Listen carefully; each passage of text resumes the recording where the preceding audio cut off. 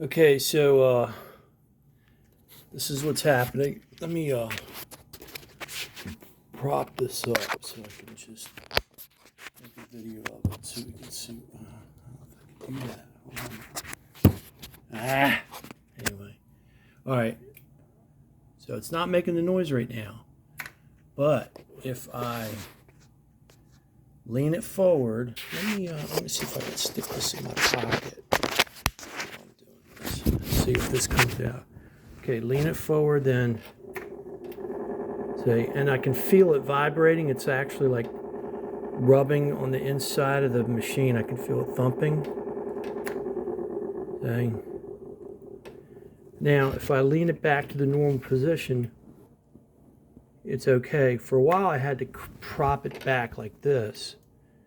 So it's like there's something loose in there, and it's rubbing on the body of the machine. So, and if that's the slower speed, faster speed. So it's a motor thing.